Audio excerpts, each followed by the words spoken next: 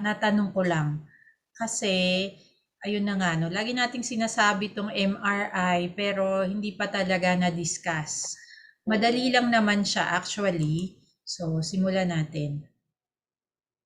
Ako kasi nung narinig ko 'tong MRI na 'to, siyempre hindi ko rin alam pero ang lakas kasi ng loob ko nun na sabi ko, "Hindi, mukhang madali lang, eh." So, ano, ayun, banat agad ako ng MRI na hindi ko alam kung paano i-a-apply sa Sun Life actually. Pero na-close ko naman, yung una ko nito, na-close ko siya kaagad. Kaso nung gagamitin na, yun na yung problema. Kasi mali pala ako. Pero yun, naging lesson naman sa akin. After nun, ayun, yun na talaga yung hinanap ko, yung mga may utang sa bahay. So, MRI, Mortgage Redemption Insurance yan. Ito yung case at point natin, ha? Yung kapitbahay mo, nag-acquire siya ng ah, bahay, no?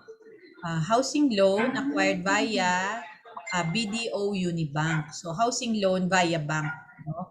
Pag sinabi nating MRI na gagamitin natin ang Sun Life, dapat ang utang nasa bangko, ha? Hindi po pwede yung pag-ibig. Kasi sa pag-ibig, kapag na-deds na si nag-loan, bayad na rin yung utang niya.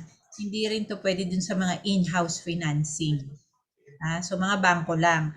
So, ang mga nagtatap na bangko dyan lagi, BDO, Sun Life Grepa, BPI, yung mga yan.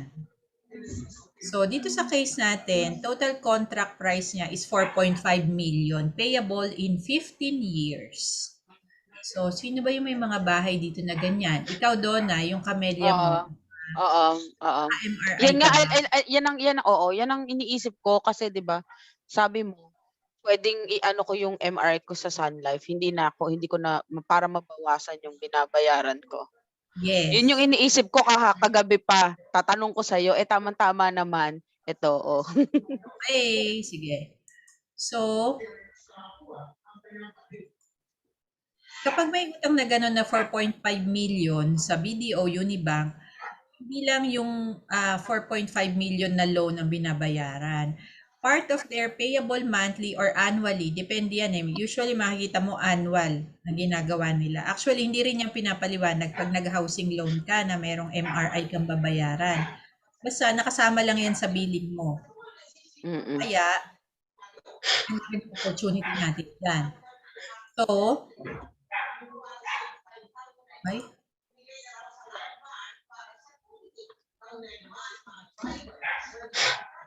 ay mali ang spelling.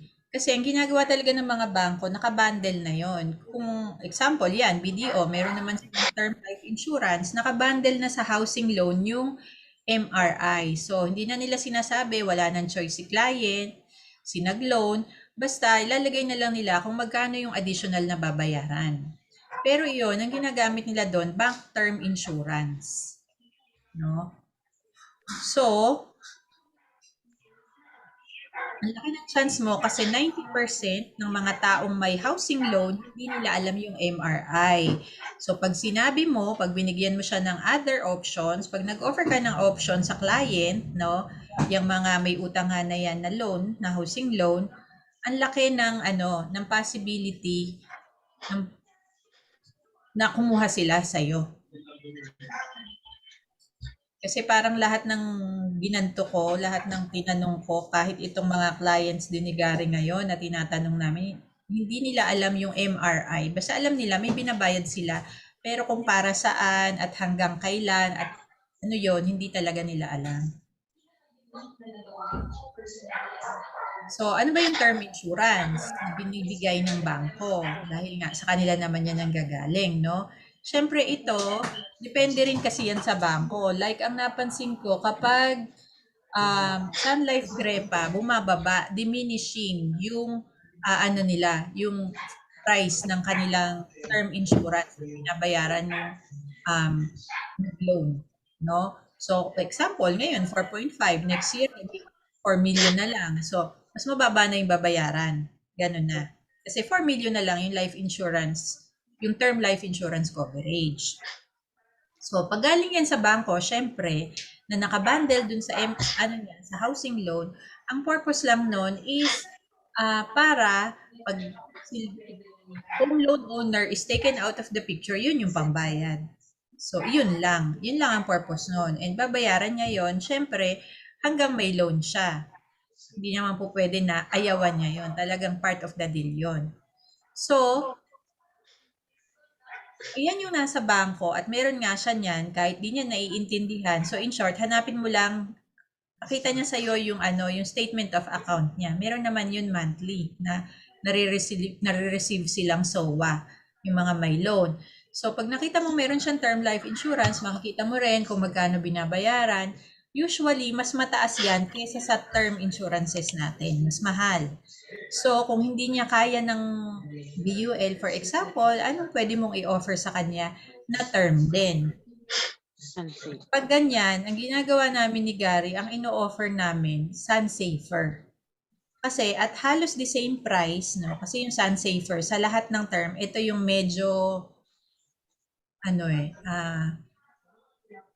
di naman mahal, no? Pero actually, yan nga yun, yung 2 million, di ba, 8,000 lang naman. So, bukod sa mura kasi siya, ang selling point mo kapag si Sunsafer, times 2 yung face amount. Diba? Oo. Example, 4.5 million yung loan. E di binigyan mo siya ng Sunsafer na 4.5 face amount. So, yung first 4.5 mapupunta sa loan niya. Yung another 4.5 sa family niya. Diba? Halos the same price lang yan nung term insurance ng bangko kasi mahal nga sila eh. Mahal yung mga term ng BDO, ng BPI. So, yon pwede yon, 'di ba? Pwede rin naman Sun Startup.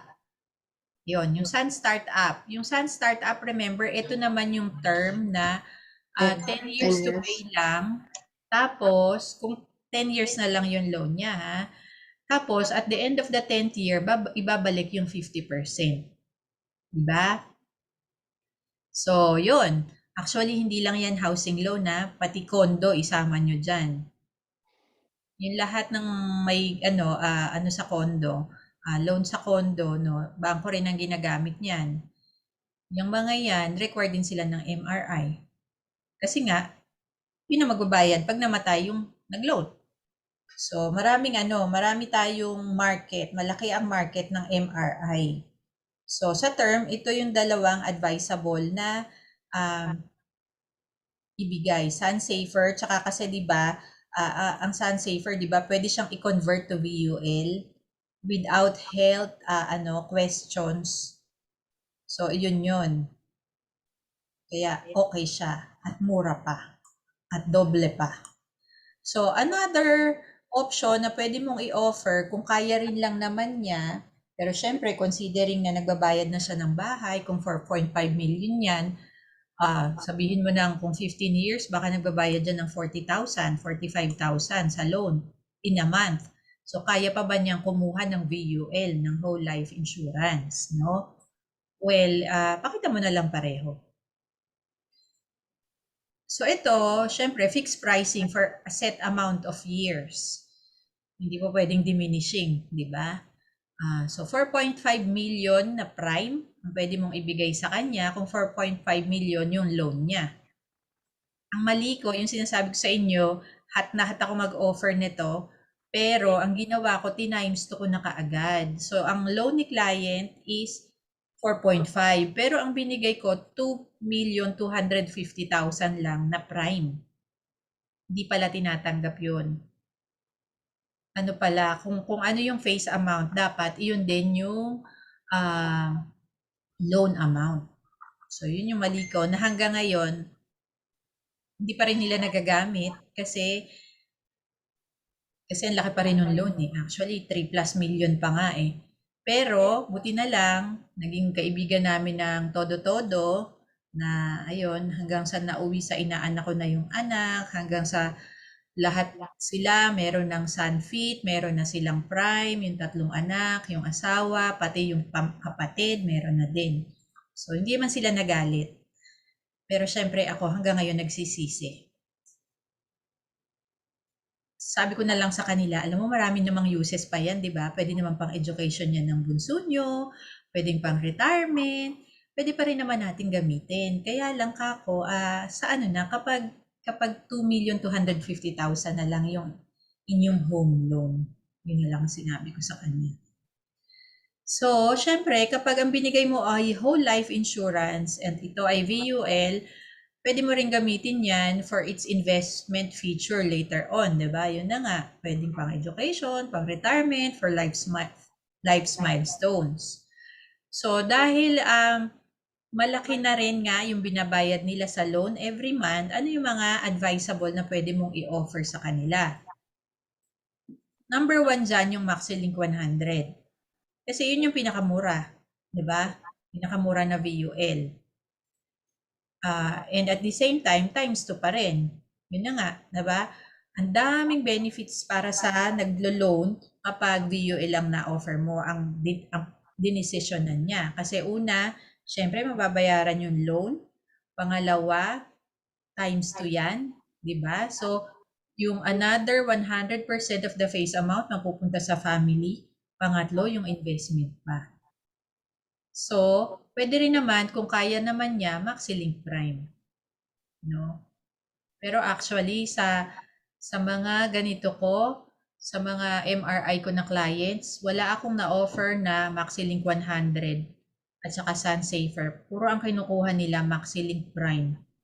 Kaya naman din pala nila actually. Yon. So, paano mo naman to gagamitin? Edi ayan, example, si Donna si client ko o si Donna ang client ko. Kumuha na siya sa akin ng Prime. So, corresponding to total home loan amount ang kinuha sa akin ni Donna. Ngayon, oops, sorry.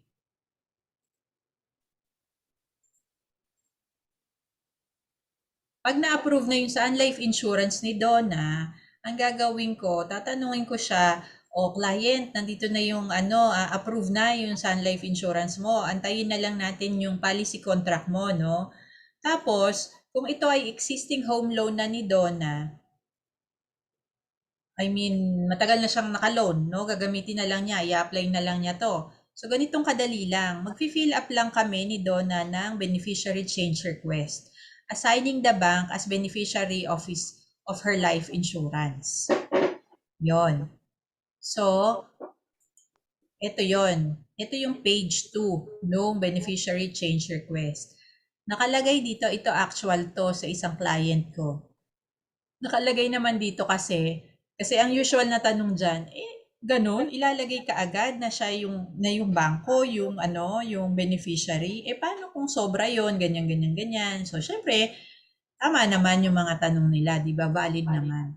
Nakalagay naman kasi dyan, his successors or, ano yun, di mo mabasa?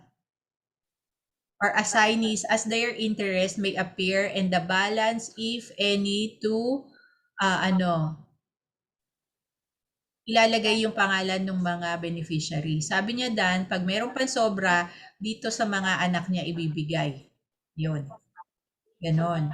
So, hindi naman automatic na yun, for 5 million, tapos na dead si client, 1 million na lang utang, ibibigay lahat dito sa bangko kasi may beneficiary change. So, nakalagay naman, kung magkano lang yung loan, yun lang ibibigay sa kanila. The rest, ibibigay dito sa mga beneficiaries talaga na family.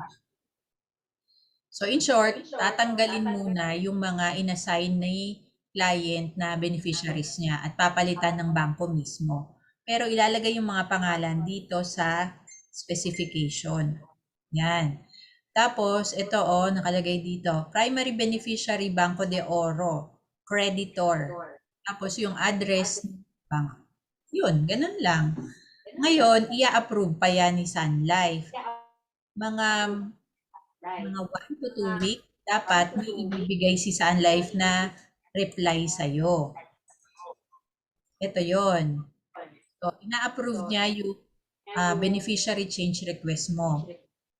So, letter yan, nakalagay dyan yung policy number mo at nakalagay, we are pleased to send you a copy of the non-financial amendment form, change of beneficiary, duly recorded, ganyan-ganyan. This is to confirm that the above numbered policy is in full force and effect. So ito, yung original nito, kailangang isubmit nyo sa bangko. Kailangang isubmit nyo sa bank ni client yan. And then,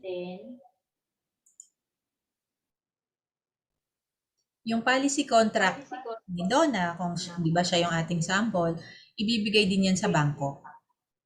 Tapos, depende rin yan sa bangko. Ngayon, halos lahat sila, nagre-require na sila ng annual statement of account ng Sun Life policy para makita na enforced pa din and paid to date yung kanyang Sun Life insurance. Yun, ganun lang. Dali lang, di ba? Parehong-pareho lang siya ng usual application. Meron lang beneficiary change, tapos hintayin mo yung sagot ni Sun Life at submit mo yun sa bangko. So, pag ganito, kasi syempre, hindi alam ni client yung gagawin, kaya samahan mo na lang siya sa bangko. 2 times lang din naman yan. Kapag tinanong niya, una kapag yun nga, kapag na-approve na yung Sun Life niya, sama ka sa bangko para tingnan talaga magkano na lang yung loan niya. Or kahit sa simula pa lang, dapat alam mo na magkano yung loan niya, existing loan niya. And then, kapag meron ka na nitong beneficiary change request, samahan mo rin siya. Ganun.